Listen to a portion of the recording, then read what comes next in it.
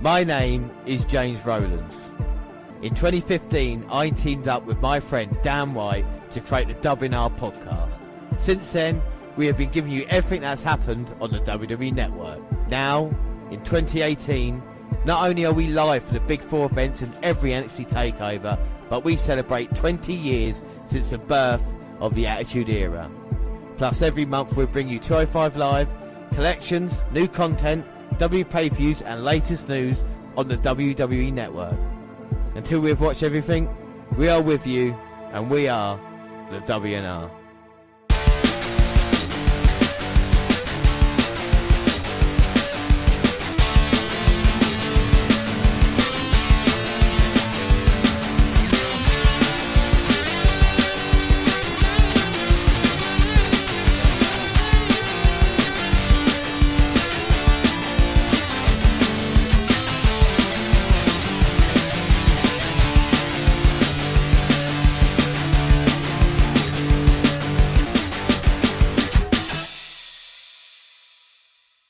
Hello, I am James Rowlands, and as always I'm joined by Dan White. And today it's a podcast extra because we're going to talk about our trip, the WNR podcast trip to WWE RAW and WWE SmackDown on the 14th and 15th of May at the O2 in London, England. I'm going to start this off, and like we say, this is what the podcast is going to be all about, but we are going to have a little bit of news. We'll talk about the European Tour as well, and just run through that we've done. So we're going to go through the entire show for Raw, SmackDown, and 205 Live, and talk about everything else. So the last time we did this was, of course, for the NXT event in June. Now, we will be going back and referencing that. So if you want to go back and listen to the WNR Podcast Extra of us at NXT Live, then do that, because that's a good companion piece to this. Also, another good piece is to go back and listen to our Raw and SmackDown review show from last year, because I think today we're going to be a little bit more positive than we were last year, because last year was a little bit disaster, not only with the talent, but of course with the tickets and the so-called VIP thing that we bought as well and spent God knows the amount of money. But we're going to go through all that, and we're going to start the show now. So I think the first thing to say is like your tickets, because with tours like this, WWE is a machine. And when we were there live, they were promoting not only a date in August, which they do now every year, the tour in November, but also the NXT/UK tournament at Royal Albert Hall in June. So there's a lot they do. So we bought these tickets way back in November time. Now, because of the disaster last year with the VIP tickets, I said to myself, this year for Raw, we're just going to kind of, not basic tickets, but get whatever's kind of worthwhile, you know, not spend maybe too much. I mean, still, £75 to £100 on a ticket is still quite a lot of money, but with Raw, you're hoping to kind of get your money's worth. So, I mean, we got the tickets, and the seats weren't actually too bad, Dan, were they, you know? No, the seats, they were a good view. You could see everything that was going on in the ring. You could see the entrances. So, yeah, you know, you can't really complain about that. Yeah, where we were sitting basically is, you see, if you were faced onto the ring, you could see the entranceway. Back up a little bit from that and to the left. But don't worry, everybody, because obviously we know this is not a visual podcast. If you go to Twitter or Facebook, we'll be posting basically everything that we are talking about right now. All the videos. I filmed a couple of videos before and after the show to kind of get my instant thoughts on it, and we're doing this a couple of days afterwards as well. But all the pictures that Dan and myself took and where we're sitting and everything like that. So it kind of makes sense. So travelling up there, the interesting thing, because we are in the, I think, say, southeast of England, yep, the travelling to the O2 is not too bad. I do feel a bit sorry for people who have to maybe travel other places. But then again, like we talked about in November time, they do have the Manchester tours or Liverpool tour. So that does switch it around. But, I mean, it only takes like an hour to get up there, and it's quite a pleasant drive. I mean, Monday's weather wasn't the best, but then again, it didn't need to be really, because you were kind of looking forward to what was going to happen. So when we got up there, and a couple of things, didn't we, from Raw that night when we went up there, Dan? What were they? We wanted to see a few of our favourite wrestlers. We've kind of got a list, but I think we ticked all the boxes on seeing the wrestlers we wanted to see. And we wanted to see a good quality match, you know, a good quality match or two. as well to bump that up. Yeah, I mean straws. We wanted straws. Straws. We'll get onto that in just a second. The main thing is that McIntyre and Bobby Roode, who I thought might have been there, and Dan, you were really interested in seeing the Intercontinental title match and hoping that delivered in ring. Apart from that, we weren't really sure because, like I said, Raw really hasn't got that many stars at the moment. Yeah, you've got a kind of Strowman and whatnot, but no one really there who, and Roman Reigns, yeah, fair enough, but he's not well liked, is he? So there's not really any guy. So it's kind of like our favourites. And we wondered how the show would go. And we talk about straws. We get onto that in a second. We went up there in t-shirts. Now the O2's changed in a year since the last time we were up there because the merchandise now is in a different place, isn't it? It's kind of got its own shop now. There was a couple of stands outside, which there was only one last year, and beforehand it was you'd go through into the O2, and then there was just queues and queues of people queuing up towards the left-hand side of the O2. But now it's kind of, you've got a barrier system, and then you wait to be called into the shop, and it's kind of more of a shop setup, and it's a bit more clearer. Yeah, I think it's better, but I think the thing is on Raw, because the difference is between Raw and a SmackDown crowd, is I think Raw is a lot more adult. There was a lot of guys our age, do you know what I mean, and maybe a little bit older, who were there, and really excited. And I mean, the queue for Monday for that t-shirt stand was mental. We decided against it because you could go up and have a look at the t-shirts, and I guess weren't. I think they've been better than they have been in recent years. You know. Yeah. Well, it was pointless me buying a t-shirt out there on the Monday because I already had a certain t-shirt to wear, as you can see on the Twitter account. We nearly forgot that. Thank you for reminding me, Dan. I can't forget that. No, we'll come back to t-shirts in a minute. Yes, because talking about t-shirt selection, Dan did lose the year-end predictions, which had to wear a t-shirt of my wrestler's choosing anytime.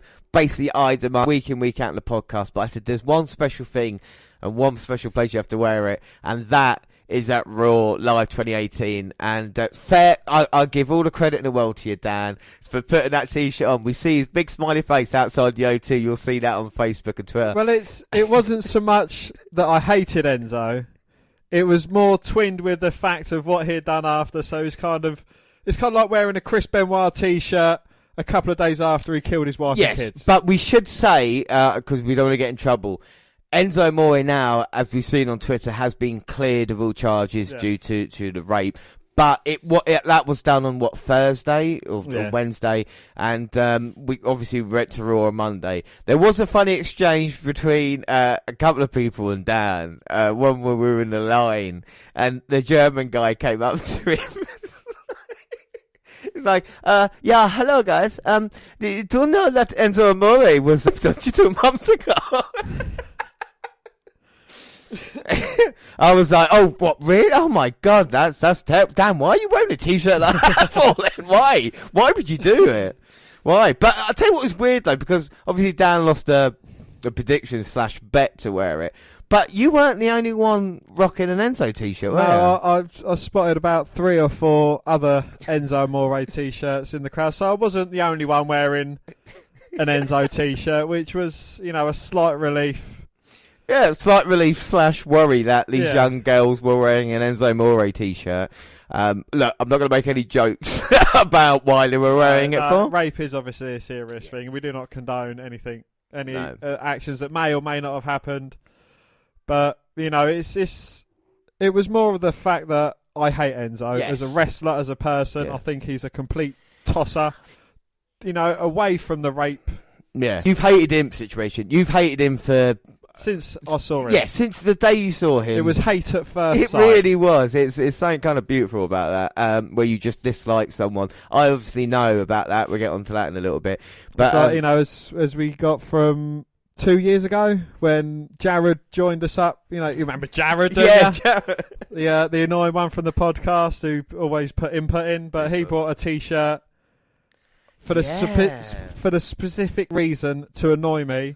And I think about a week or 2 after he bought the t-shirt, he wore it, and then we never saw Jared again. No, we didn't. So, that t-shirt kind of fell flat and backfired. But anyway. But my Enzo t-shirt really didn't. And, for the deal I got out on everybody, WWE shop, when it was like Black Friday, I got it for like £3. So, I didn't spend a lot of money. You overpaid, but then you've put money in Enzo Amore's pocket. I have indeed, and for that reason, with you, I'm proud of it.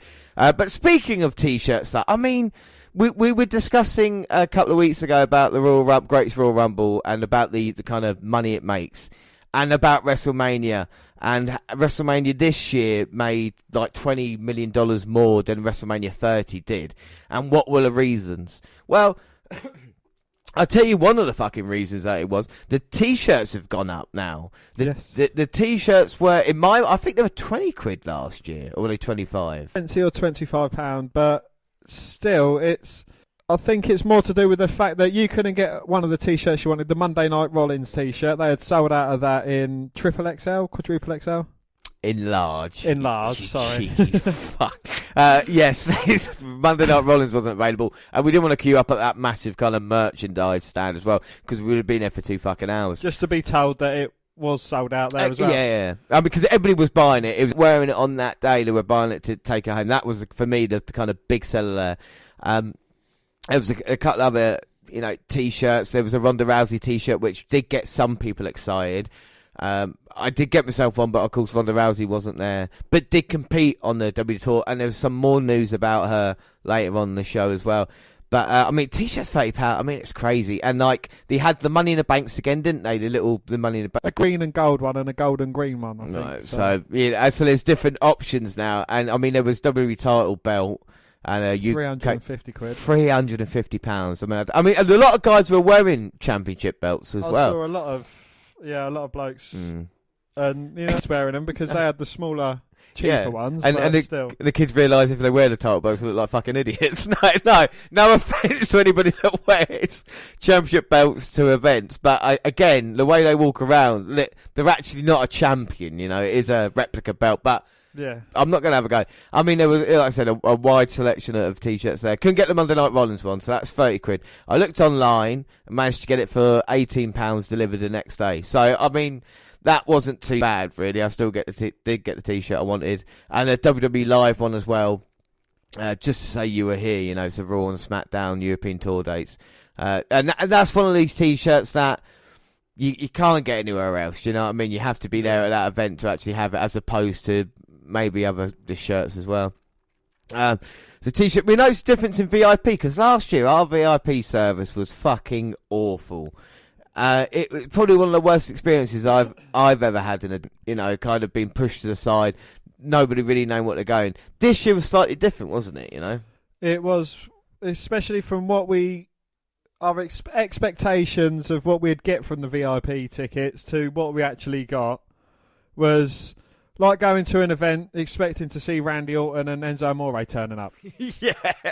Yeah? It's, we got a bag which I actually use quite a bit because it carries my laptop and tablet here, come up here for the podcast.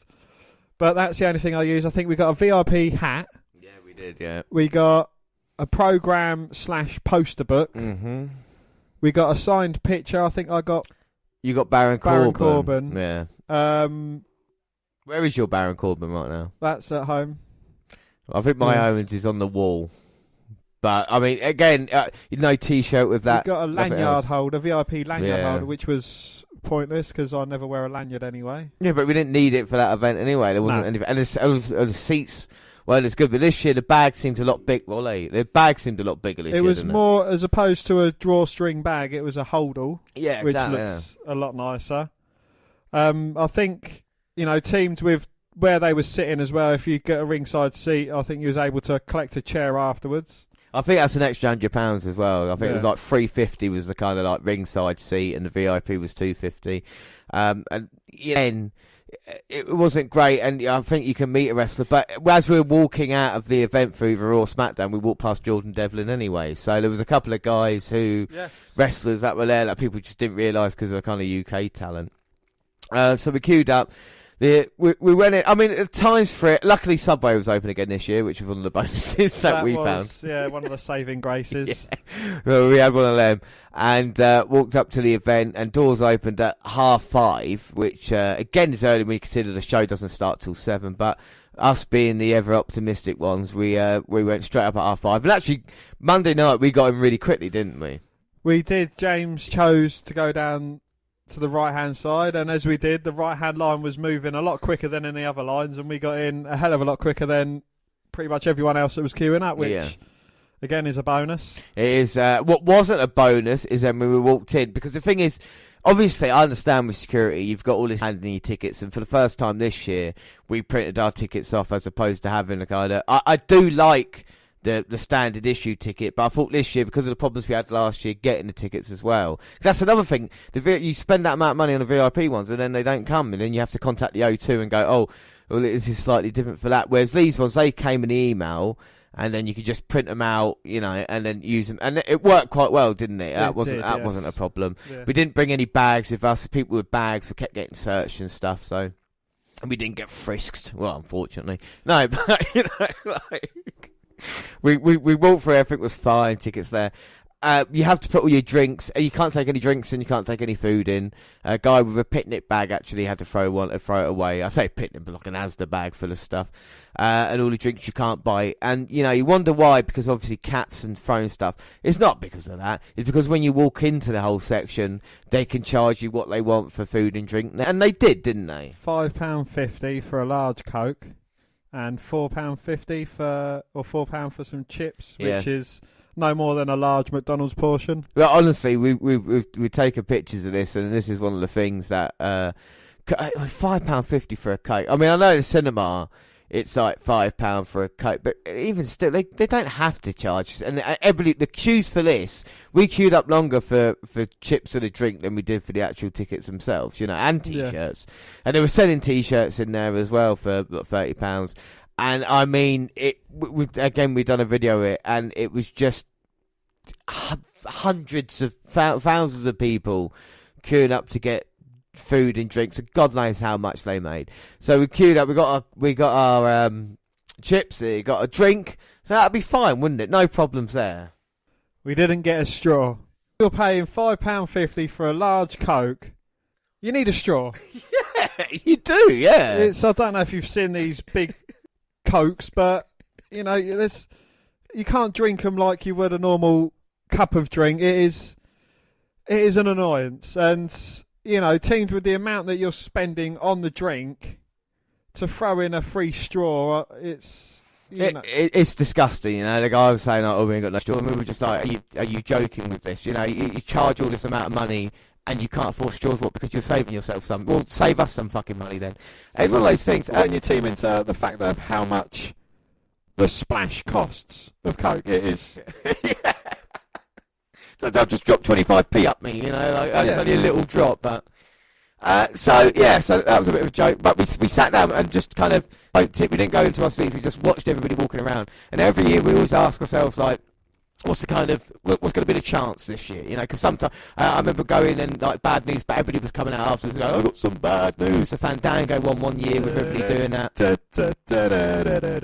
So there's a lot of them, and this year, well, there's one obvious one that anybody does, no matter where they go. Woo!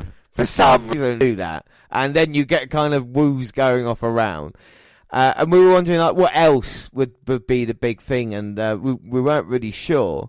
And it was quite a surprise, considering it was Monday, not Tuesday. I think the biggest chant going around with people was Rusev Day, wasn't it, you know? It was a very popular... It was the chant of the year. Yeah, it really was, you know.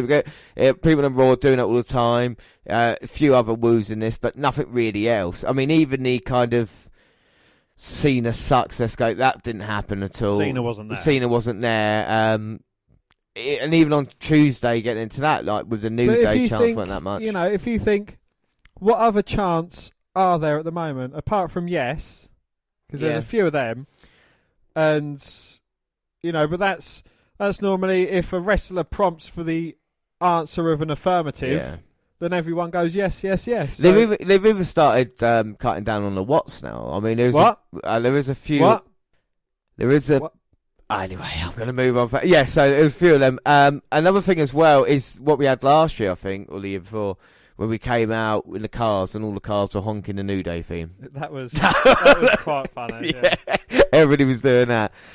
So, we got in. We got our seats and found them, and like I say, not bad. But no matter where I sit, and this is first world problems, ladies and gentlemen, no matter where I sit at the O2, lights will be on me like anything else in the world. And these ones, it was like massively on me, because obviously there's a big lighting rig above the ring, but there was kind of one light that just flashed in my eyes every kind of like 5 seconds, and I can even hear like the women near me and people like that going, fucking what's wrong with that light, you know, just every once in a while. Really, really annoying. I was alright because I was wearing a baseball cap. Yeah, you were fine. You just down a slight touch and it was blocking the lights out. So and your Enzo Amore t-shirt. Of course, my Enzo Amore t-shirt, which has now been burned. Yeah, I've given that to you now. You can do what you want with it. So we were there. The crowd, I noticed, it was kind of, well, how many people were there, would you say, Dan? I would say the O2 was approximately 95% filled to capacity. And given the fact that you've got the ringside seats, and then it goes up to like, and then you've got another tier above that, and then you've got the cheap seats up in the rafters as well.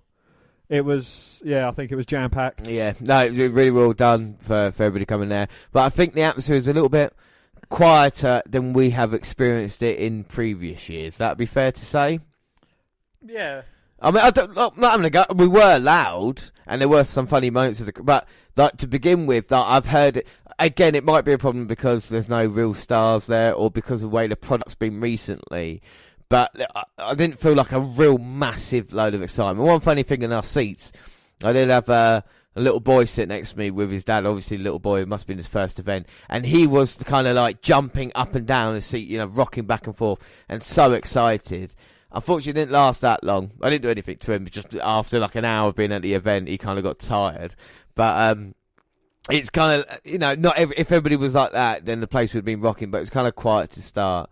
But then, you know, they do the whole thing. It's quite exciting. The lights go down, and they do the kind of, ladies and gentlemen, welcome to the WWE event. If you take any pictures, we'll kill you. And then they start always showing a reel of WrestleMania. So every WrestleMania that, you know, they've just had, they'll show it on the big screen. Of course, everybody cheers and boos along, which is still great. And The Undertaker still gets a hell of a pop, no matter if you're watching him on a big screen or whatever it is. He's still got one of the biggest cheers of the night, you know. They went through that, and then we kind of started the show proper. Of course, no pyro anymore. They don't do that for WWE events. But they changed the ring, because it's weird why they do it, really, because you come in and there's a Raw ring there, isn't there? And you think, okay, Raw's there, they're fine. And then they change the ring before anything ever happens, didn't they? You know, they just come in and... They do, they come in, change the ring apron. I think one of them's digital. Yeah. The one facing the static camera's digital. And then the other three they change, and... Do they change the turnbuckle pads as well? I think they do sometimes, you know. I know they do for 205, obviously, in different colours. But it was WWE main event that they're going to film a couple of matches for. So everybody got in their position, and we were looking forward to it. And the first team to come out, or the first people to come out of the night, were the Authors of Pain, which is really nice, you know, kind of seeing them in action. Because we talked about the June NXT event, of course, we had seen them as a tag team there, haven't we, you know? We'd seen them face to face there. Yeah, I got too close to a calm. Oh, too close to Razor and called him a calm, or too close to a calm and called him Razor. It was a bit of an awkward and you moment. absolutely shat yourself. I was worried because the way he looked yourself at me, even though I was shouting, "You the man," which is kind of my go-to chant. We'll get on to that. But we saw Authors of Pain in action in NXT, and now we see them on the main roster, so to speak, and they were going against a team of Titus World Slide, which was Titus O'Neil, Apollo Crews, and Dana Brooke. I tell you what, Titus come out to a really big fucking chant.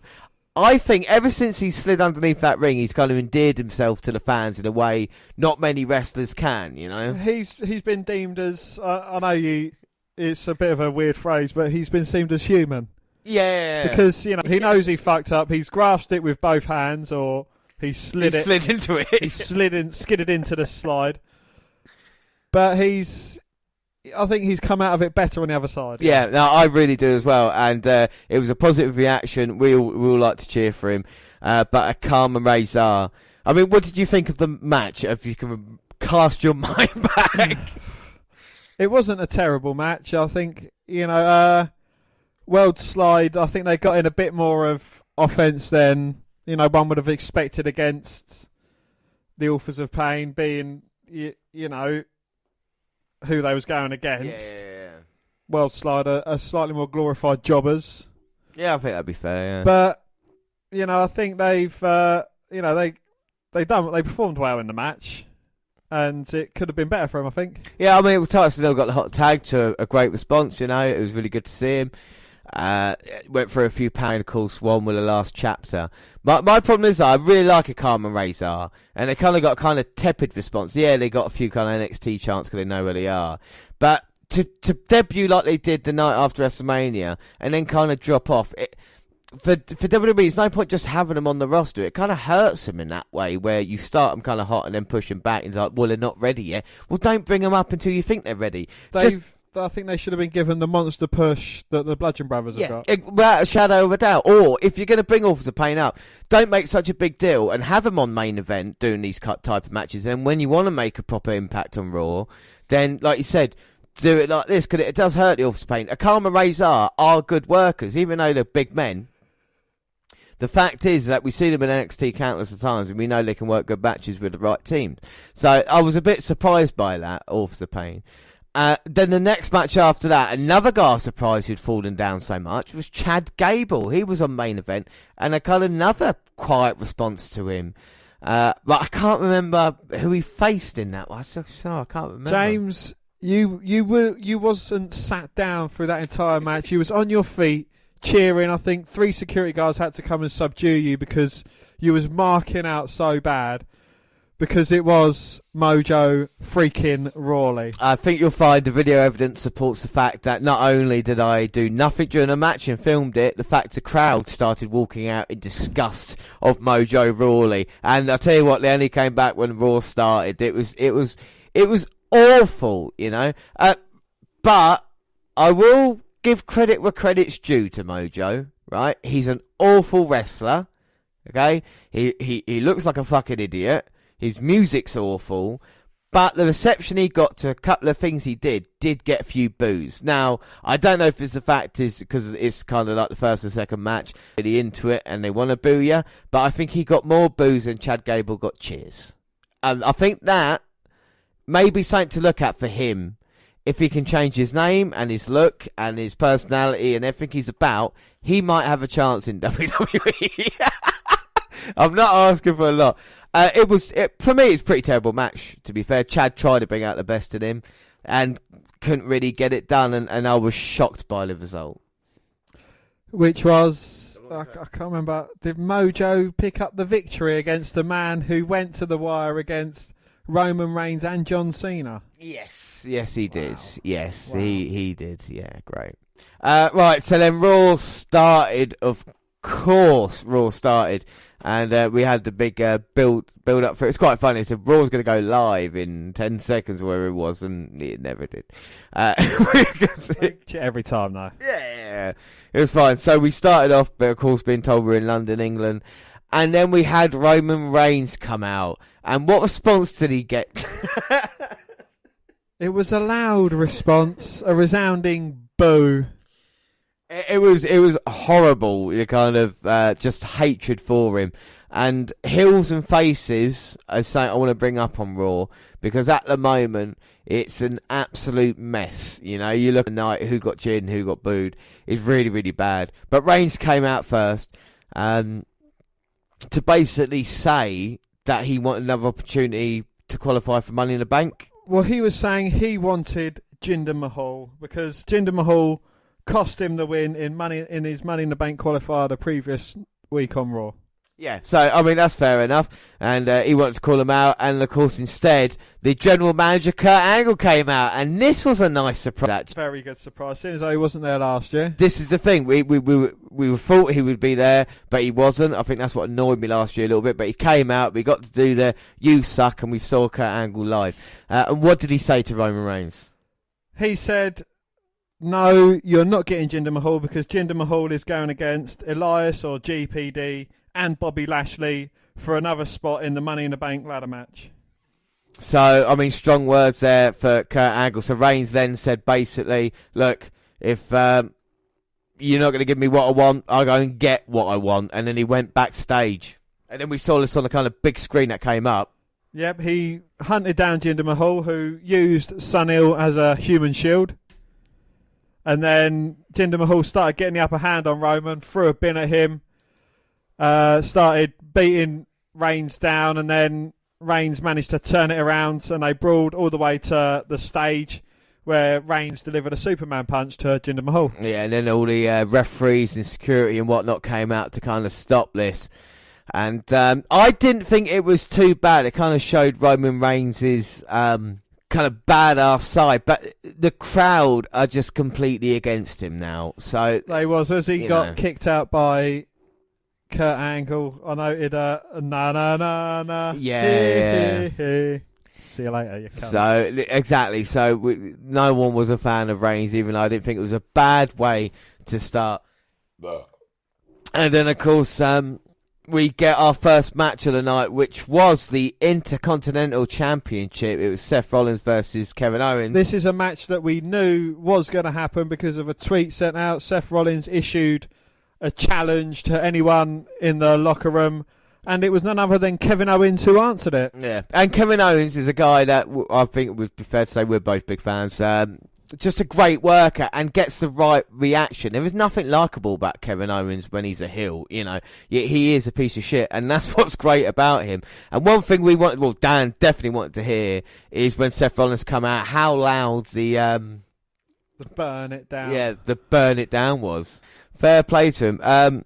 So yeah, Seth Rollins came out to defend the. What did we think of the match? We had quite good. Like I say, the seats weren't bad, so we could sit back and kind of enjoy it. What did you think? I thought the match was absolutely brilliant.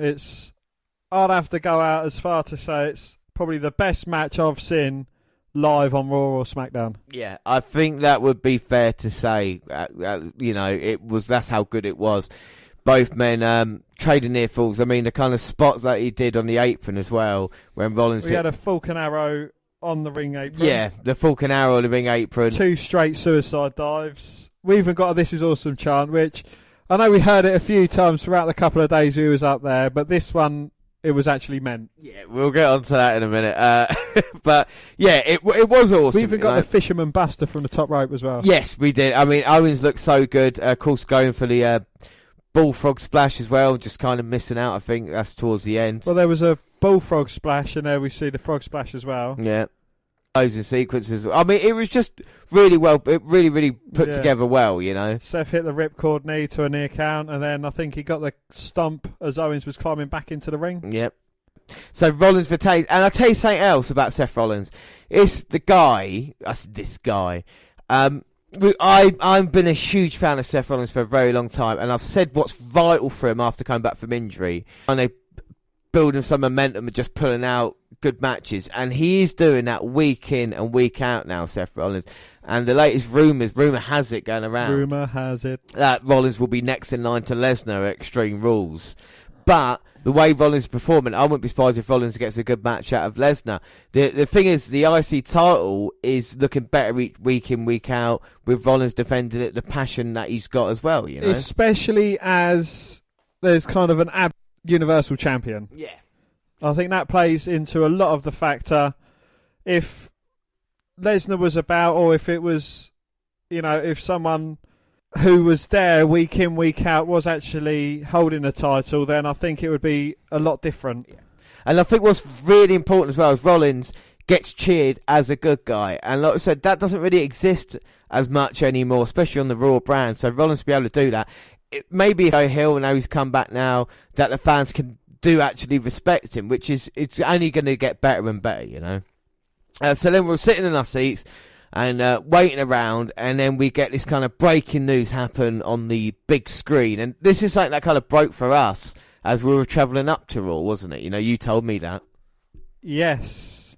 It was, I can't remember, HBC Universal or NBC Universal. They was backstage at some promo place, and Rousey was getting interviewed on camera. Charlotte comes up to her as her friends backstage, and they was talking and having a laugh with each other. a bit of wooing was going on. Rousey, not so much as good a wooer as Charlotte, but she tried, bless her heart. And in comes Nia Jax, and she says, "You can woo, but can you do this?" And she held up the women's championship. Rousey said, so Jax challenged Ronda Rousey. So the big news is, basically, after all those shenanigans. But I think the way she challenged her was slightly different, because Rousey said, "Look, there's a lot of people that deserve it more. Go challenge someone else." As to this point, I think Rousey's probably only had 2 or 3 matches, including on live shows, and that she's not had that many, and they've not been singles one-on-one matches either. Yeah. And she's like, "Look, there's a lot of other women that deserve it." And Jack said, "Look, I don't want to face anyone else. I want to face you. You're my biggest challenge. You're the biggest threat. I want you." And I think that's the problem. I think the way Jax, like we talked about, being a face or a heel, and then challenging Rousey, and then after the challenge accepted, they kind of break cats and fuck around, which again doesn't really help. The fact is, Ronda Rousey will challenge Nia Jax for the women's title. Why is this happening so soon, you ask? Well, there's a lot of stories going around. Rousey's now saying that she wants to be pregnant someday, and if that is to happen, that might ruin WWE's plans. There's obviously talk about her going back to MMA at a certain point. So I think WWE now is kind of panic mode, and they're trying to go, right, let's just try and get the most out of Rousey whilst we can before she kind of gives up her dream. She did wrestle in the European Tour, a couple of tag team matches, like you say, and obviously that on-screen explanation from Rousey is trying to get the marks, or trying to get the kind of hardcore fan base saying, like, why does she deserve it? And she actually explains why she doesn't, but she's been put in that situation now. So it's big news, Rousey versus Jax. And as far as I think, there's still 4 weeks to go to Money in the Bank, so there's still a long time to build it up as well. But after that, we had another backstage segment, this time with Kurt Angle, Dan, and the former Miz Taraj and Curtis Axel, and they're trying to find a name for themselves. I think they did try going for the A-Team, but of course that's already taken by a popular TV series and film. So they was scurrying about trying to find a name. So they said, "What about the B team?" And Angle's like, "Well, it's not the best team." And he said, "Well, it's not the." That's a stupid name. That is a stupid name, yes. And because the B stands for best. So the best team. That makes more sense. So the best team on Raw. But Angle says, "Well, the problem is that you keep losing. You suck. You lost to the tag team titles, the tag team champions last week. What are you going to do?" And Bo says, "I understand that, but that's the Miz Taraj. The B team is undefeated." So Angle was like, "What?" And Curtis is like, "That's a great idea." No. We are. What? No. And it's true. They are undefeated. So Angle says, "Well, tonight you're going to be in a match against tag team. And if you can win you have that match as long as you get out of my face for the rest of the night." So match is set. It's the B team's first ever match later on. And for some reason, I like Curtis Axel anyway. And Bo Dallas, I'm growing a fan of him as well, because it's comedy in the right way. Do you know what I mean? It's like... Yeah. And while they was talking backstage, we saw the ladders getting set up. So we obviously know it's for a Money in the Bank ladder match. And first man out. No Way Jose comes out here. With a big conga line. Well, it's huge, and all these, I guess, British independent wrestlers coming out here. But, like I say, we're going to see the B team in action later, and hopefully they can be successful. Who will be successful in this Money in the Bank? So we're told it's No Way Jose going against Baron Corbin, going against my man. Mojo. No, my man, the glorious Bobby Roode. And you get one a month. I do get one a month. And you had it live. And I had it live. I had it live and hard. I did. Baron Corbin coming out here. Just listen to the reception of Bobby Roode gets here in London. It's huge. It's like, it's Hulk Hogan and Austin combined. Fuck off. Yeah, it is. Hogan and his 80s peak, Austin and 90s peak. Hogan and Austin. What, brother?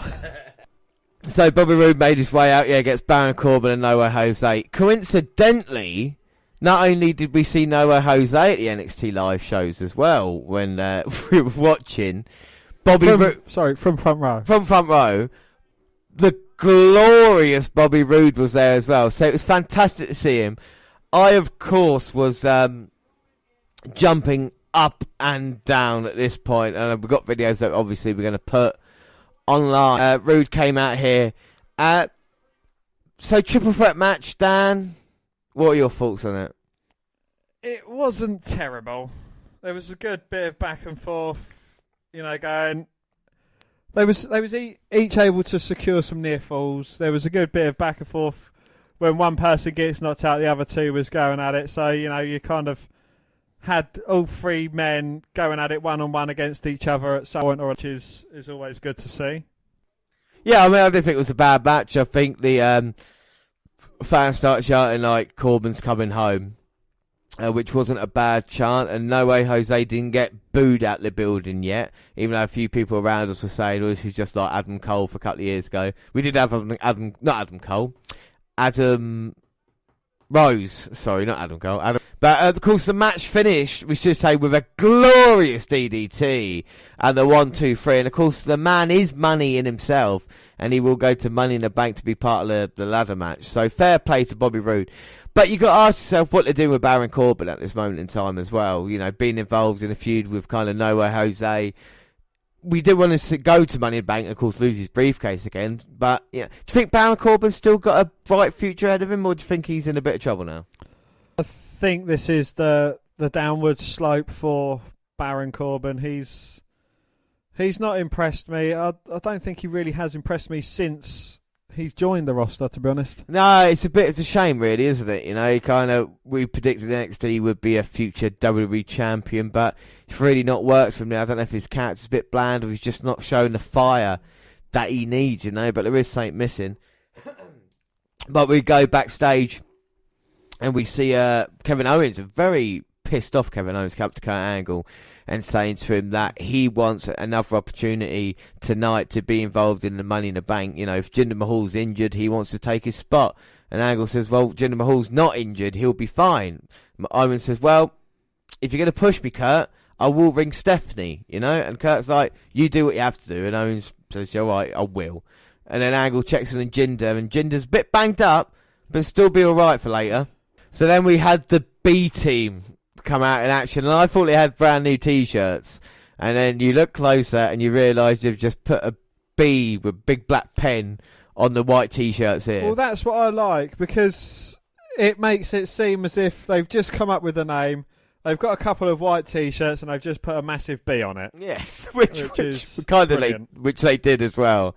And they come out, and I thought maybe they'll be going against Drew McIntyre and Dolph Ziggler, because we still haven't seen them yet. But they were going against another one of my favourites, Breezango. So now, if we already look, we've seen, with obviously Bobby Roode. Breezango's another one of these teams that I've always been a big fan of. So it is great to see him. And of course, I was doing the Fandango dancing, and he's coming out.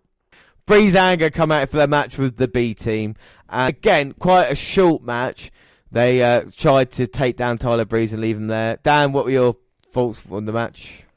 I loved the A-team chant that was going around the arena. I thought that was absolutely brilliant. Yeah.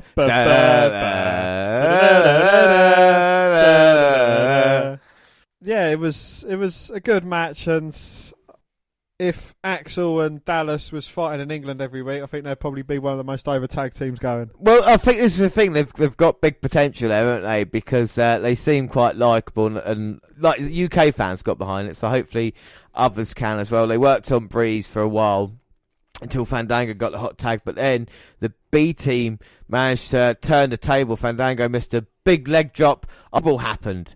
Axel tagged in Bo Dallas, and then it was a kind of backdrop into a net breaker. And look at the state of shock in the fans. And Bo Dallas and Curtis Axel as well. Axel. They've managed to pick up a victory. They actually won. They actually won for the first time ever here on Monday. Celebrate like they won the World Series, and we saw the very first victory for the B team. Now, I think the B team have got a lot of potential. A little bit like Slater and Rhino. The kind of underdog tag teams going against champions or something like that. I think I'd be quite happy to see something like that. But the amount of potential these guys have got, I mean, the son of the IRS, the son of Mr. Perfect, there is so much that they could do with that. Even Curtis Axel, when he got such a massive chant. I think there was a few wrestlers in the ring when I was part of the Miz Taraj with the Miz still. And it was just all about Axel Mania. Yeah, it really was. So, like I said, there's loads of untapped potential there. Up next after that, well, I should say first off, the first 2 hours for the event, I think went really, really quick in my eyes, you know. We were on to like kind of women's 6-man tag team match. And I was like, wow, 2 hours in. And then for me, it did slightly drag. I'm not going to... It did start dragging a little bit. Not in a bad way. I mean, the 6 women's tag team match, we had Riot Squad with 2 T's.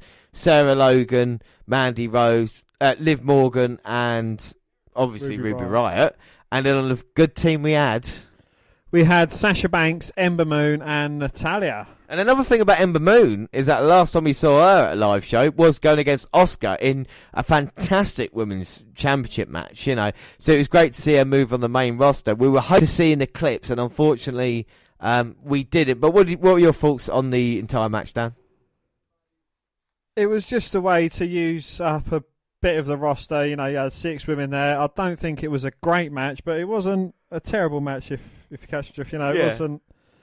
It wasn't anything to write home about, but it was, it was good to see Ember Moon, as, we mentioned that we saw her last at NXT, a bit of Sasha Banks and others. Yeah, I mean, the thing is, though, is that it's kind of WWE's go-to thing at the moment is to put women in, 6-person tag team matches. I think that's the go-to thing. I think if you look at Raw for these past couple of months, I think one of these has always been featured in there. And it just means it's like them going, right, let's just take up a segment as opposed to having any kind of storyline development. Nothing really between Sasha Banks and Bayley here tonight, a slow build. And what they're doing with Riot since she's coming over to Raw, she's kind of doing the same thing again, isn't she? And weirdly enough, I thought Ember Moon would be able to get the Eclipse and win here.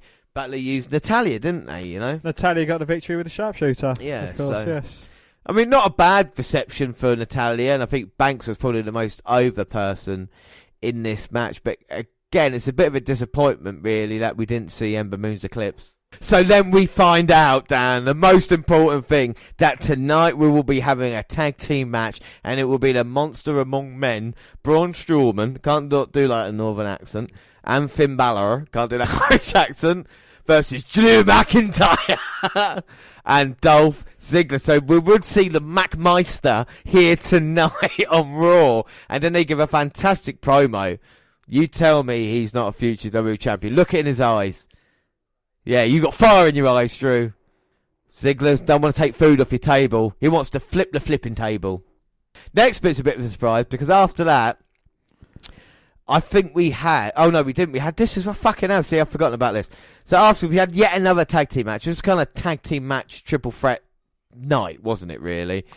And it was the Revival who are falling so far right now. And the news is at the moment they're going to go back and do NXT shows now, the Revival, which I think is good for them. They have been doing NXT shows. Yeah, so and someone said to him on the internet, on Twitter, was like, isn't it bad? He goes, I love wrestling, just going back to NXT, it's fine for me. I think Revival might need to do that, build them up again and bring them back.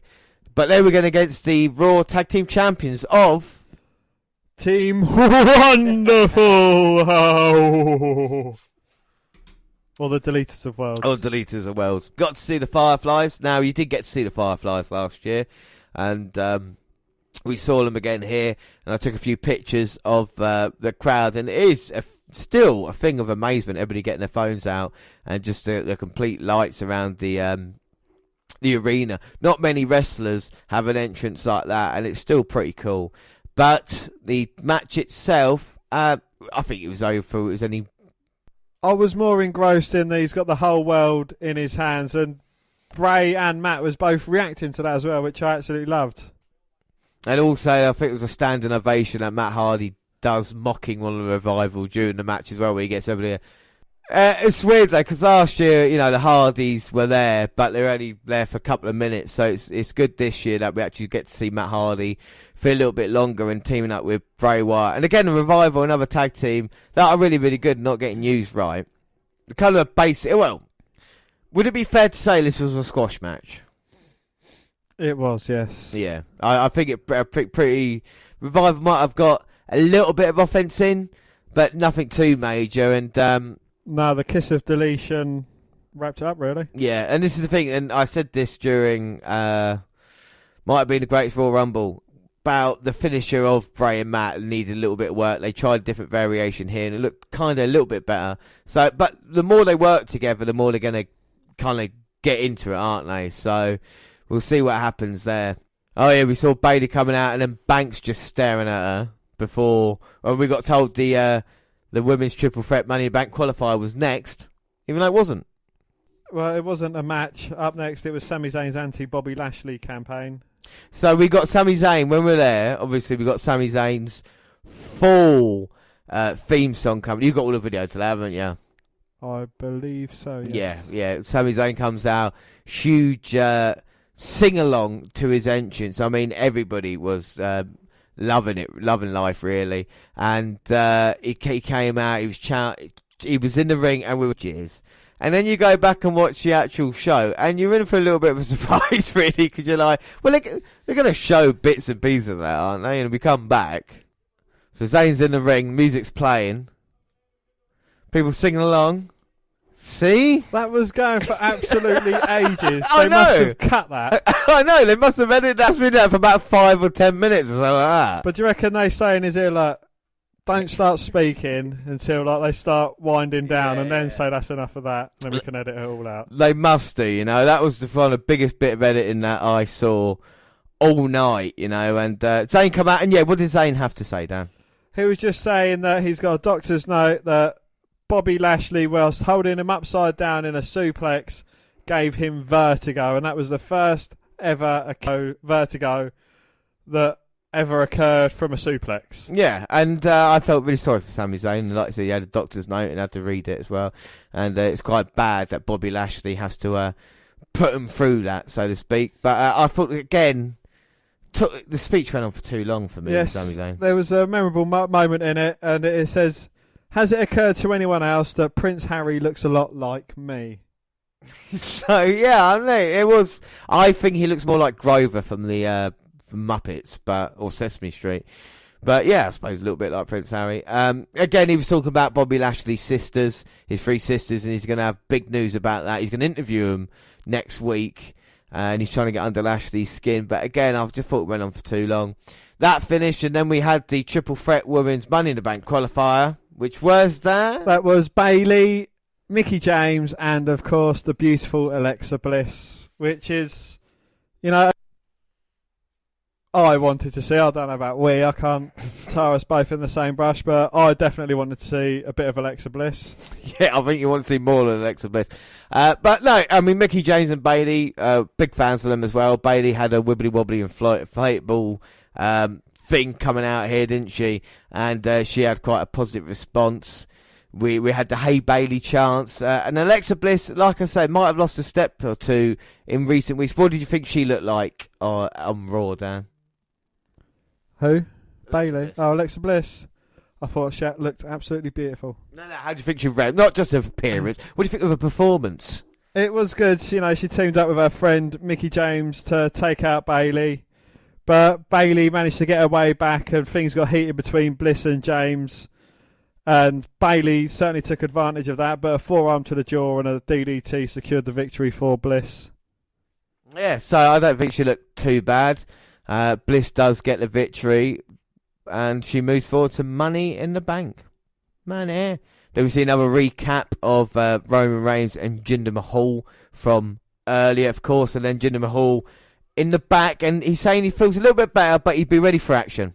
Well, he was until he got speared through a wall by Roman Reigns, and then he didn't feel good after that. But I don't think it was... I'm going to cause a little bit of controversy here. I don't think it was a real wall.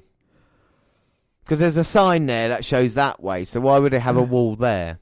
Well, from my experience in the building trade, and as you know, I'm I am a builder, well, a carpenter, but I do all sorts of building work. Mm-hmm. And that plasterboard, it wasn't fixed on 4x2 noggins, which it should have had. It should have been taped, jointed and plaster skimmed as well. So, yes, you could say that was definitely set up. Yeah. But But now Kurt Angle has a problem because he said Jinder Mahal's going to be in a match. Jinder obviously can't continue. So what's he going to do? He's going to have to think about this as we get our next match. So the next match was, tag team match. Finn Balor and Braun Strowman versus Dolph Ziggler and my man, Drew McIntyre. And what a huge match this was when you think about it. You know, Finn Balor, first Universal Champion. And then you got Braun Strowman, of course, the monster among men, who's just been dominant recently. And Dolph and Drew looked every part their equals, which I was surprised about. But the good thing I liked is the kind of... Balor got a good response. Braun's entrance, I think, was the biggest kind of face of the night, really. I think it'd be fair to say. Who got a bigger response than Braun Strowman? No, I'd have to agree with you, Braun Strowman. And a huge Raw Strowman comes out as well. So he was really, really popular. Of course, you see the WWE Greatest Royal Rumble trophy there at ringside in pristine condition as you await Dolph and Drew. Of course, Dolph didn't come alone. He didn't. And look at the response, Drew McIntyre. And look at that man there. Is he or is he not a ready-made WWE superstar, eh? Comes out looking like that. Even Strowman and Balor are intimidated by Drew McIntyre. You can tell by their faces.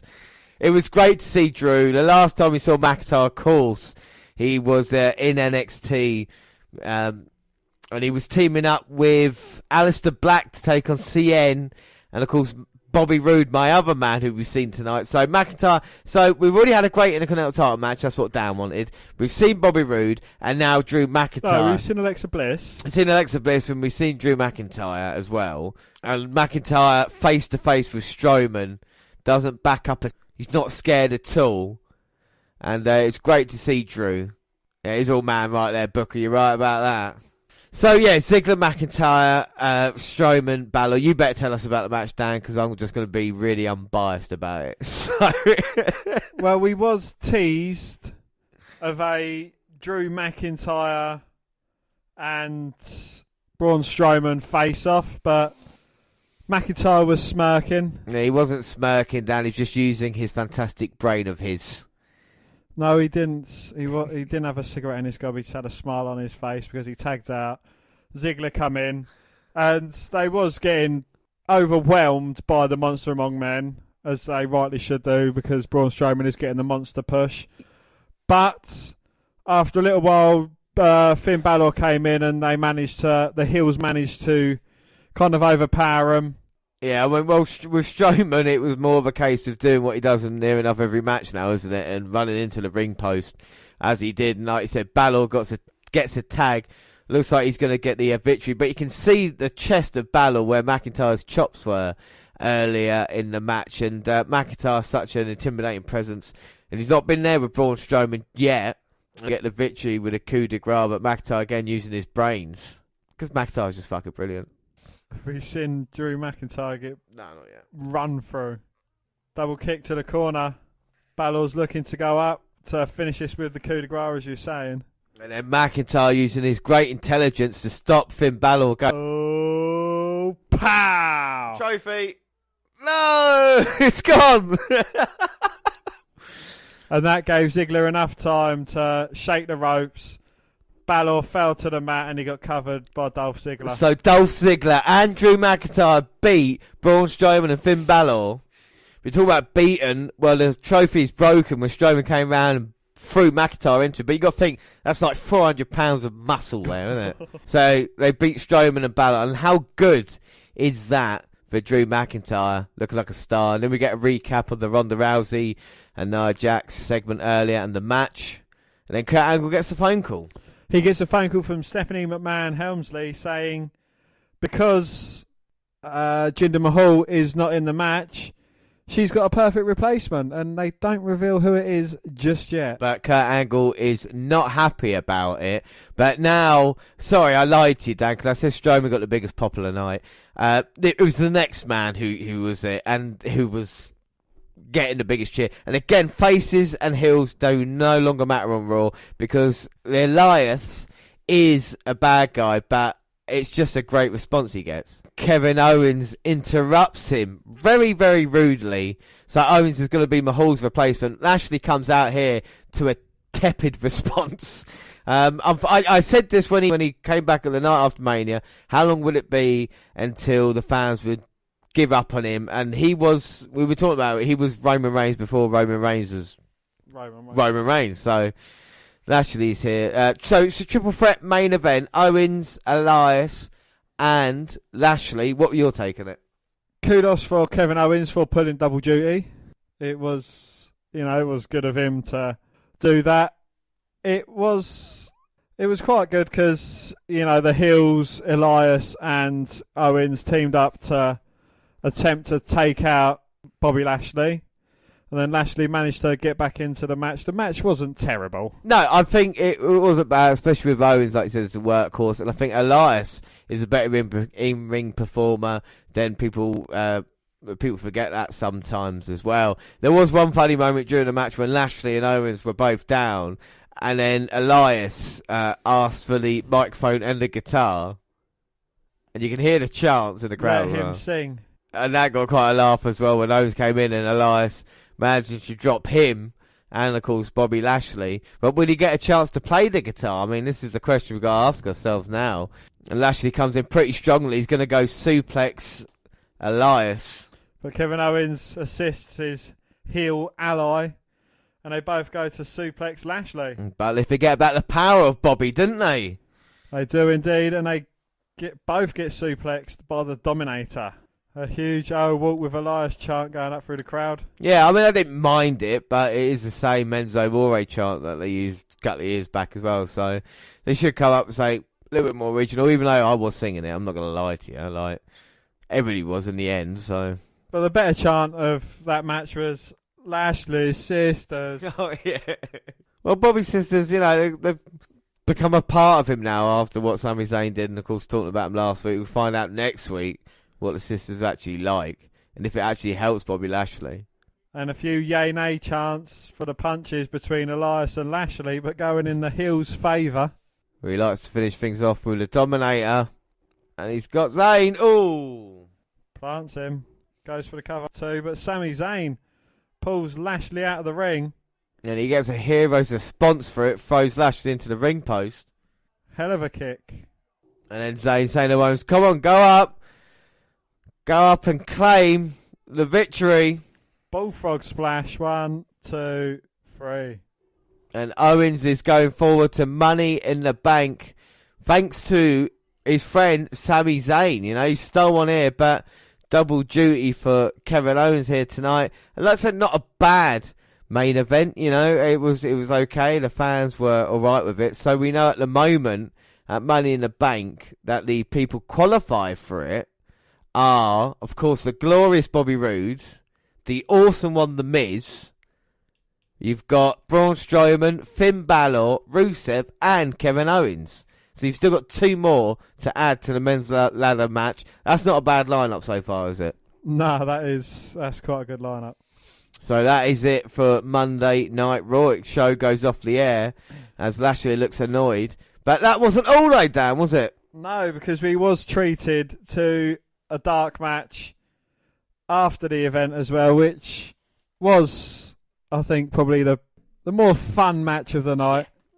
I think it was. A few people left, and they weren't sure what was going on. But we always know there's a kind of a dark match on afterwards to give the fans something. So Lashley stayed out with Elias, and then Seth Rollins and Roman Reigns came out to team with Lashley. Owens and Zayn were back out. So it was a 6-man tag team match. And like I said, it was a lot of fun. And we decided to do something a little bit fun during the match as well, didn't we? Do you remember what we did? Well, I tell you what we did, Dan. So, about halfway through, we thought, wouldn't it be funny if we started chanting Roman Reigns and cheering his moves as much as we would if, say, I don't know, Randy Orton or Drew McIntyre had done these moves. Yeah. So if people were actually looking at us when he's hitting the Superman punch, we'd go, yeah, come on, Roman! Everybody around us go, what are you doing? Booing. And we're like, no, God damn it, we love Roman Reigns. So we were cheering for him. Luckily, Roman Reigns did get the victory as well. Got a bit of video of that. He did indeed, yes. It was quite funny because during the match as well, Elias tried to grab his guitar again and Rollins choked him off, didn't he, and started singing his own song. Singing his own song, yeah. But we was treated to a walk with Elias moment, and we did get to walk with Elias.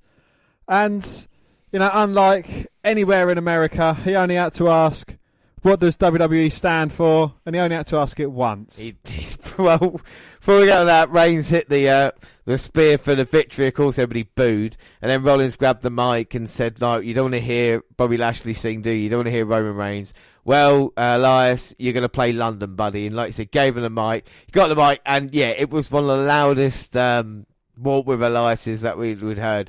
We'd got up and moved seats a little bit.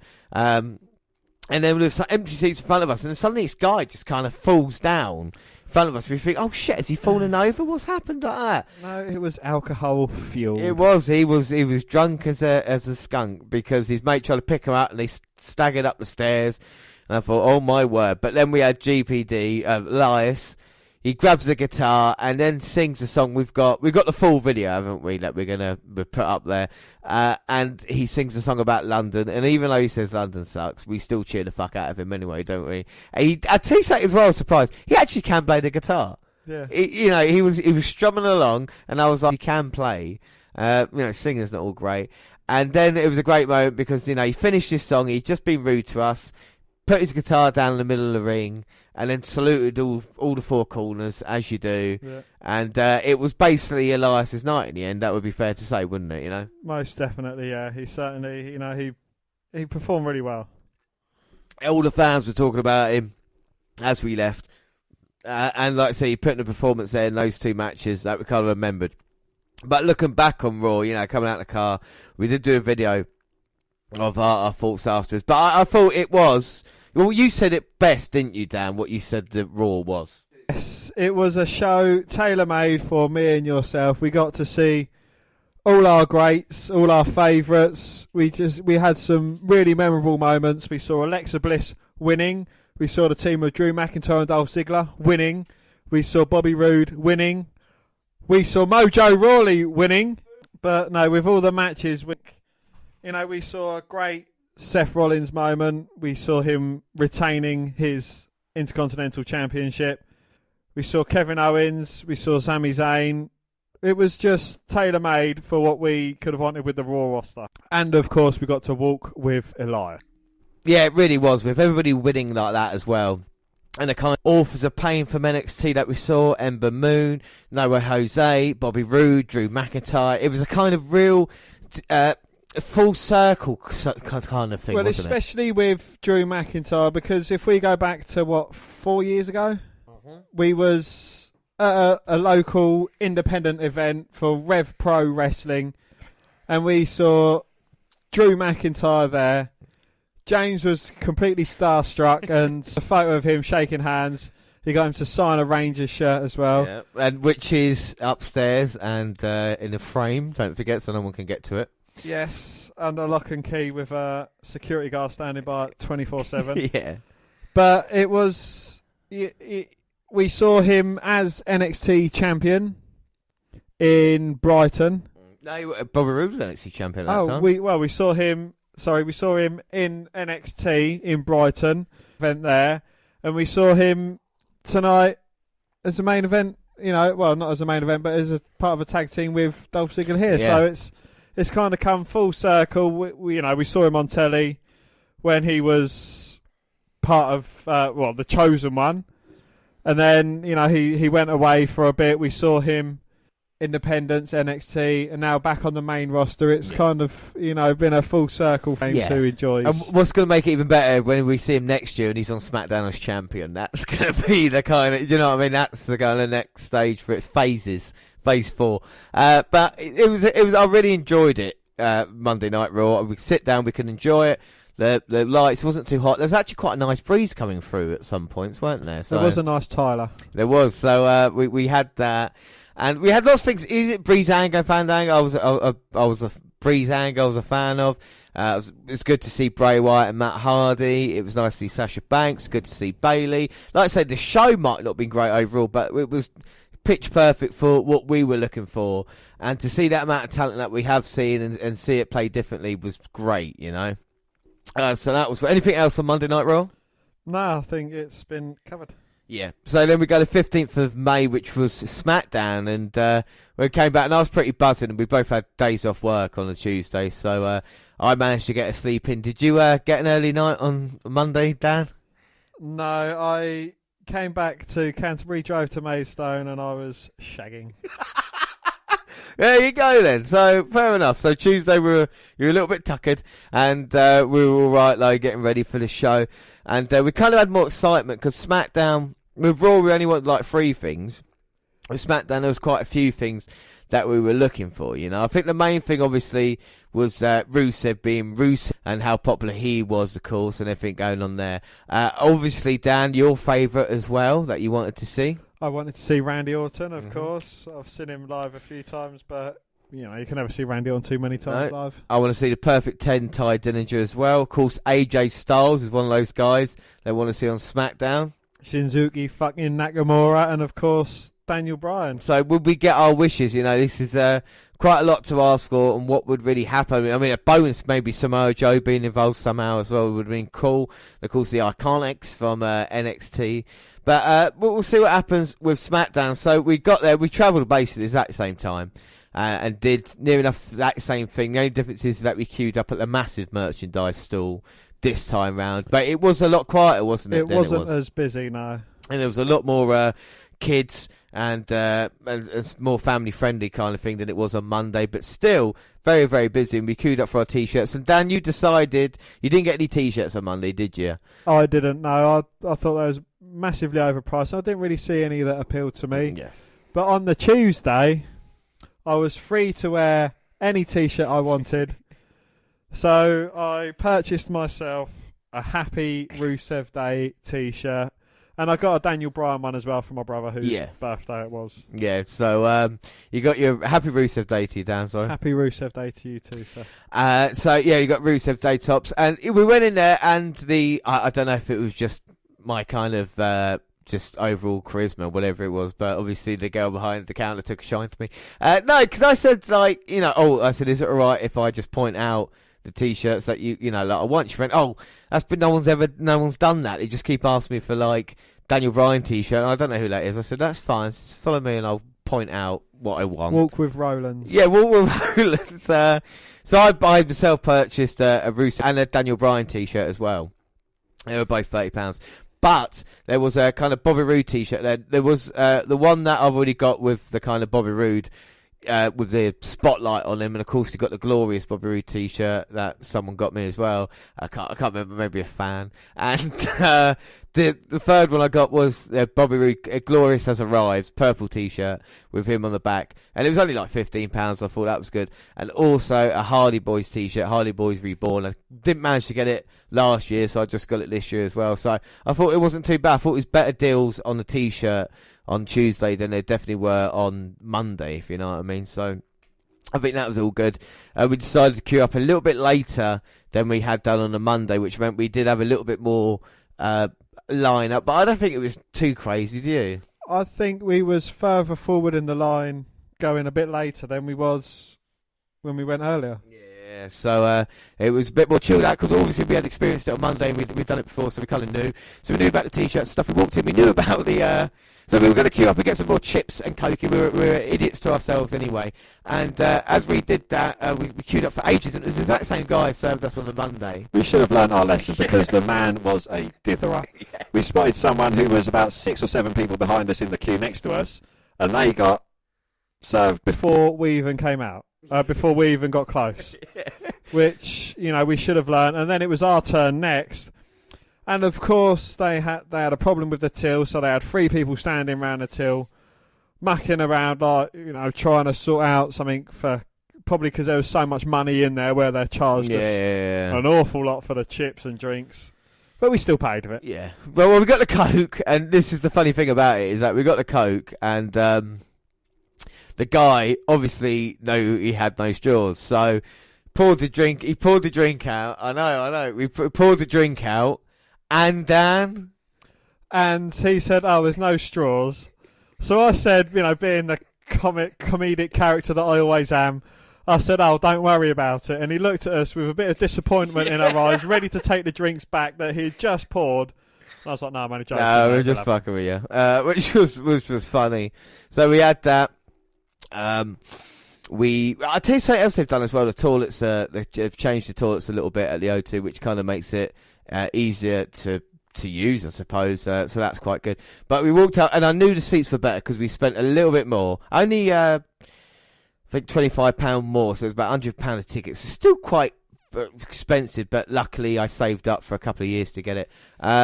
And we'd walked in and wondered where we were. And again, it's not really that well mapped up, because it's like 101 to like 110, whether it's all like the 400 seats, which you say the cheap ones up the top, which is still 40 quid, by the way, so it's not that fucking cheap. And we were told just, it's a C section, to go down and just walk towards it. Of course, C1 is kind of the area around ringside there, which sells out really quick. But the C2 sections are kind of either side of the ramp, aren't they? Do you know what I mean? Yeah. But we were quite lucky, because when we got there, we realised that we were like, I think, P1, P2. Block C, P1 and P2, which are the aisle seats. Yeah, so we were basically right on where the kind of entrance, where we could, you know, you would see us on TV. And we thought, this is brilliant. But it was different to Raw, because I think with Raw, it was more of a sit down, not chilled out, but you could just watch it. With this one, you felt a part of it, didn't you, you know? Especially on the entrances and exits of the wrestlers as well. Yeah, I mean, because every time, you know, wrestlers would get in or come out, there'd be a rush, but obviously we just put our hands on the side and then get up and just stand there as well. So it was fine. But we start off SmackDown Live, and like I say, the opening shot. So SmackDown starts, and you get the kind of wide shot of the crowd saying you're in London, UK, and then the next shot after that... me and James. We're in it, yeah. Bottom right-hand corner. A little bit ghostly, but still in it here. We are in London, UK. And then we get the Nakamura AJ Styles announcement tonight that it will be them facing off in quite a major main event. Major main event. Who will find out what stipulation is, and we get news about that. And then Daniel Bryan comes out. Yes, he did. To a huge response. And again, I don't know if they've edited this at all, but the cheers when Renee Young was trying to interview him in the ring, you know, it was just such a phenomenal cheer and big response that he was getting. I couldn't hear Renee Young when she was talking to Daniel Bryan. That's how loud the cheers were. You can see the yes chants as we're watching it back right now. Renee Young was talking about the longest endurance record of the greatest Royal Rumble. But the Daniel Bryan chant going out through the crowd, and Renee Young even giggles to herself because of the response. Daniel Bryan is in the ring, and he has got a massive grin on his face. He's not even smirking. He's not. He's just happy. Beaming from ear to ear. Renee Young's just like, what can I do? We were pleased to see him. Oh, look, there's the back of my head there. The fat one next to the kid. That's what I love from behind. We can feel it, Daniel. Yes. Yeah. So Bryan said he's disappointed about losing to Rusev, but it's his goal in life to be WWE champion. But unfortunately, Big Cass then interrupts him. We were dreading Big Cass being on the show, and he was there. But this is how unimportant Cass was, Dan and myself. The fact when he come out, we were more interested in our phones than we were what Big Cass had to say. He was standing right in front of us. He's on the phone. I'm showing the camera on my new phone. I'm wearing my Happy Rusev Day t-shirt. James proudly representing the WNR podcast. So, yeah, there we are. And it's funny when someone saw it, they go, "Oh, you're bigger than the wrestlers." I said, "Yeah, well, put on some You can girth." definitely see I'm taller than you. Who can? I'm leaning down. Everyone. Look at my phone. Little child. I got a little boy next to me. You got a little girl next to you. So we start chanting Rusev Day during Big Cass's. Oh, we start chanting "You tapped out" the Big Cass as he says how much of a disappointed Brian is, and then Cass decides to get in the ring. Big mistake because Brian gets the better of him, hangs him up over the second rope, and just beats. And then, even worse than that, Brian works on the leg more and makes Cass tap out.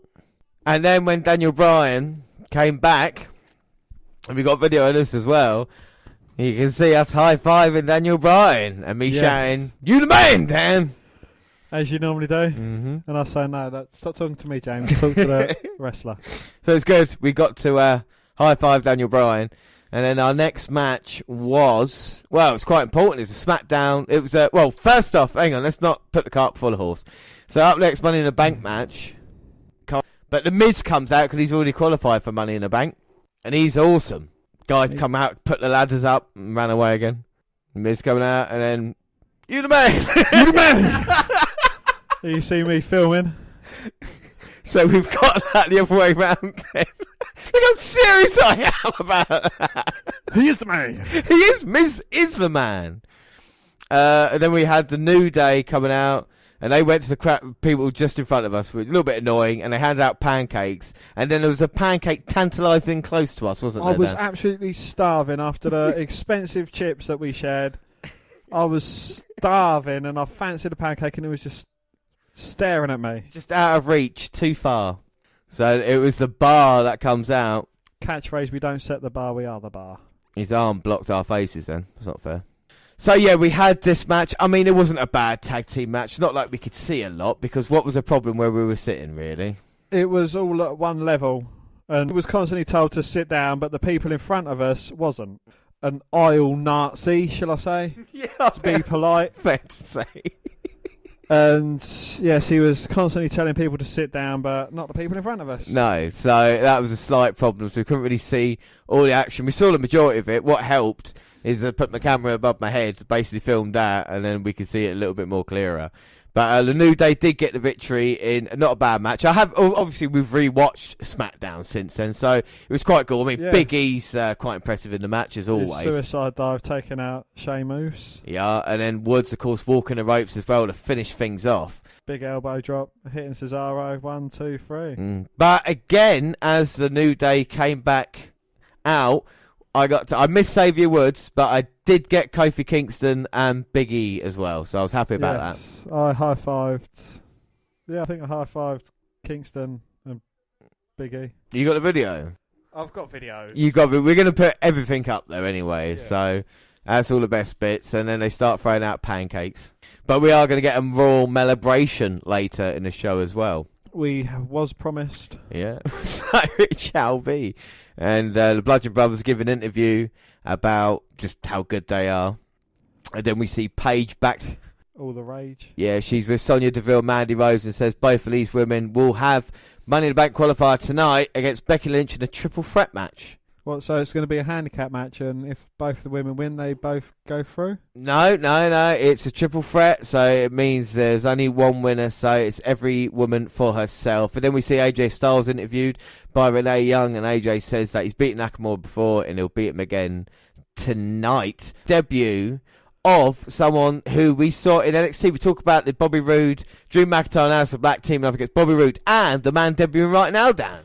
The 311 boy, Andrade Cien Almas. So it's good to see him. Yes, we saw his SmackDown debut. He was going against a local competitor known as Jake Constantino. Yeah. Well, the match really was just a showcase for CM, really, wasn't it, you know? It was. Jake Constantino probably got about 2 shots in. Yeah, he got pretty banged out. He hit double knees, and then, of course, the underhook DDT for the victory. The hammerlock DDT for the victory, CN did. And then Selena Vega got the mic and said he's looking for some real competition. I thought someone might come out then. Alas, they didn't. But then backstage, we gifted Rusev and Aiden English. And he was just about to sing his new Rusev Day song when Lana interrupted and said she will be part of Rusev Day now, and she's got a match next week against Billie Kay for the Women's Money in the Bank qualifier. It's a bit disappointing, but we still did get a Rusev Day, didn't we? But the question is, it was a little bit disappointing. We saw backstage, why didn't they come out then? Why do you think the reason is because of that? I mean, I don't know. Disappointing. It is disappointing. I mean, was that the biggest disappointment of the night? One of them. We'll talk about your disappointments in a minute. I feel the reason they're out there is because they knew the response he would get. And I think they're trying to stop that from happening. There's talk going around they want to make him heel again and split with Raiden English. So maybe they just didn't want to do that, and they put him on the screen so they appease fans. They go, look, he was there, but he just didn't come out. It's a shame they didn't use him for the Dart match. Spoiler ahead. But we'll see what happens elsewhere on SmackDown. And up next is the Raw Melibration. Melibration. Well, it started off with a royal proclamation, and some bloke came out, a town crier, "Hurry ye!" And I think the chant of "Who are you?" was probably louder than that. There's me filming Carmella's ass. I don't know where I am. You're next to me, James. Oh, yeah. There you are. Music hit, and Carmella came out, and the Princess of Staten Island claimed she was better than everyone, even claiming to be better than Trish and Lita combined. But she was interrupted. Really? Oh, yeah, I know she was. I was there watching. Sorry. Yeah, go on. By Paige. Oh. To a massive chant, a huge ovation. She is obviously a local hometown hero. And, you know, over a massive "It's Your House" chant, she came out and said, well, Paige said, I'm going to make my own royal proclamation. And it is at Money in the Bank, Carmella will defend her title against this woman. Yes, and no one is ready for Asuka. And Asuka comes out here, the most charismatic superstar on the WWE roster, comes out here and look how happy I am. James saying, "You the man!" Yeah, I'm not saying Asuka, that. you the man. Yeah, Asuka, you rock. Asuka's awesome, and we see her coming out here confronting Carmella, and no one is ready for Asuka. Apart from Charlotte. So we'll see what happens at Money in the Bank. Carmella storms off, and look at Asuka smirking. No, James, she hasn't got a cigarette in her gob, she's just got a smile on her face. And at NXT in June last year, we saw Asuka versus Ember Moon, and now over 2 nights we've seen both women. I know Asuka didn't wrestle, but it's still great to see her. I'm saying to Carmella, you ain't ready for Asuka. Asuka's gonna kill you. I did try starting that chant, but yeah, it fell on deaf ears. So then Renee Young's talking to Shinzuki fucking Nakamura, but Nakamura, he knows speak English. He knows speak English, so he can't really say what he wants to.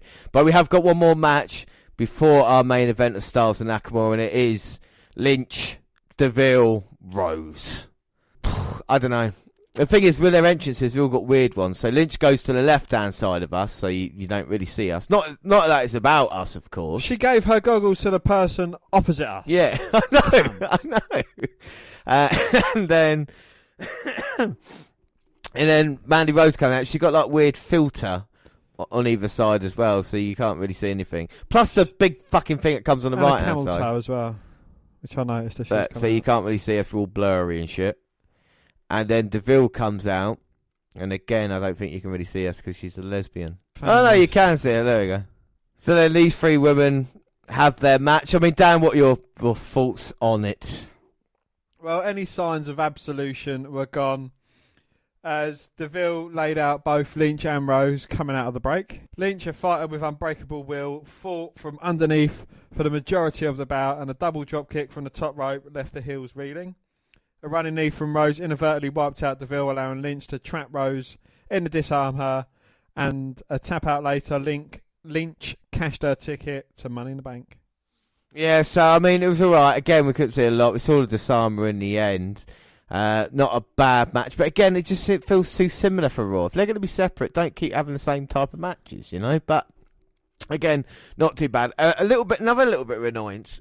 You did tweet during the night about wanting to see Randy Orton, and then someone wanted to disappoint you, didn't they?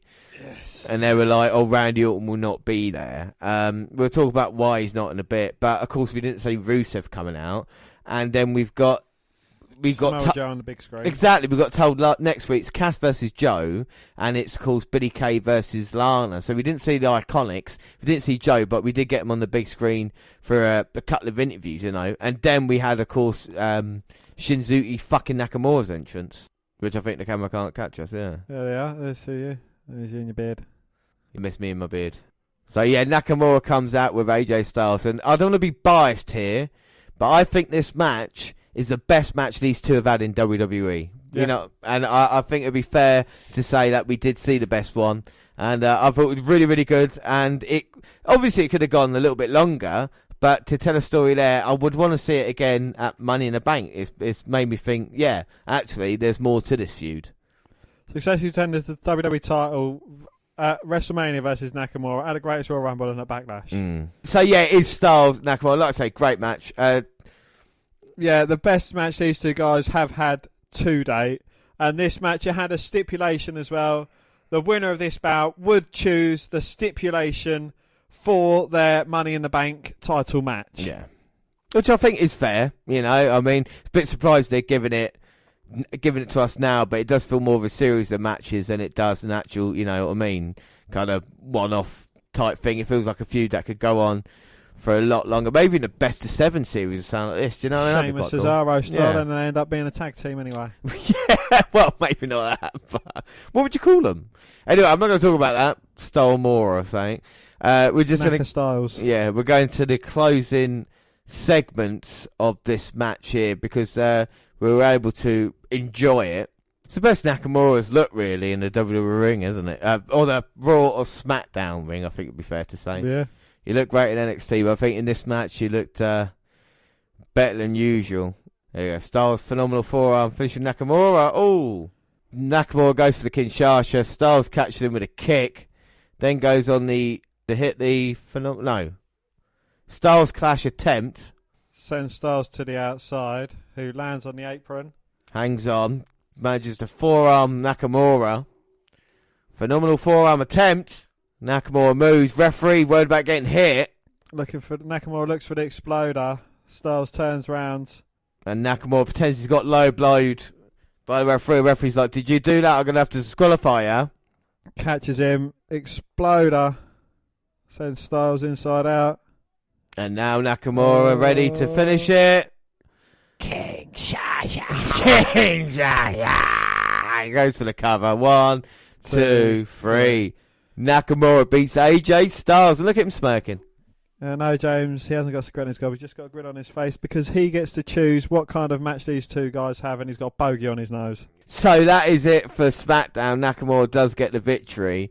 And of course, after that, it's 205 Live. And what we'll do, we'll cover 205 Live on the WNR for June. We'll have a look at that there along with the other episodes that we got to catch up on.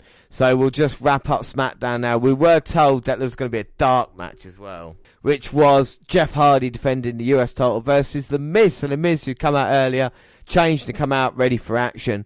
And again, it's quite a quick match, but an interesting, when Jeff Hardy came out, it looked like he was limping.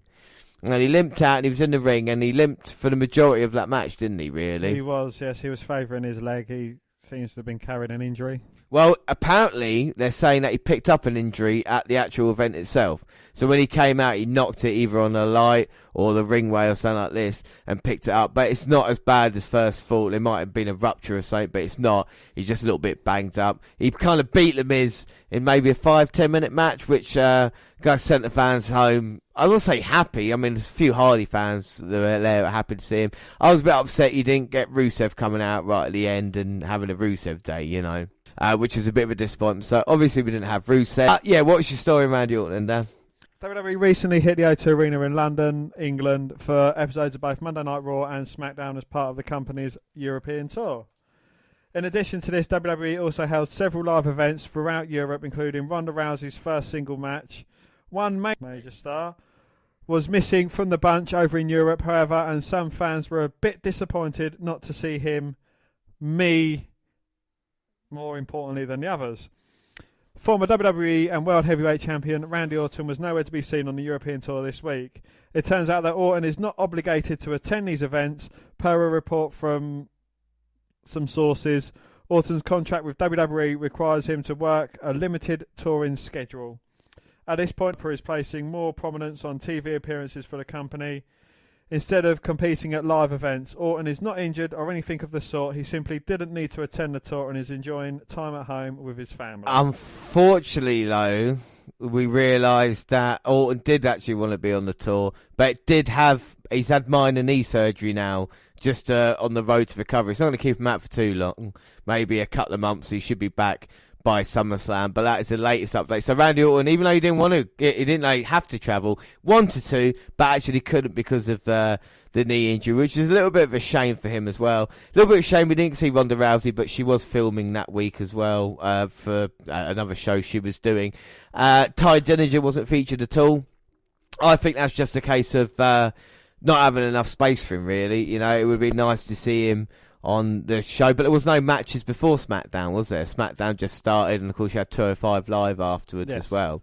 So it's a bit of a shame we didn't see Ty, but we did see Ty Dillinger last year, so that wasn't too bad. The same with Samoa Joe as well. Joe wasn't there, but we did see him last year. So I think the real big disappointment, apart from Randy Orton, would probably be the Rusev thing, wouldn't it, you know? Yes, it would have been great to have had a Rusev Day chant with Rusev there actually in the ring. Yeah. And hearing a... Exactly. So, I mean, that's a bit of a shame. But apart from that, it was two completely different shows, you know? It was a real experience on the Tuesday night getting involved. I mean, there was a couple of funny times with the crowd around us as well, you know? A couple of this is awesome chants, and I was like, well, it's not awesome, it's okay, isn't it, you know? And a few guys laughing at that.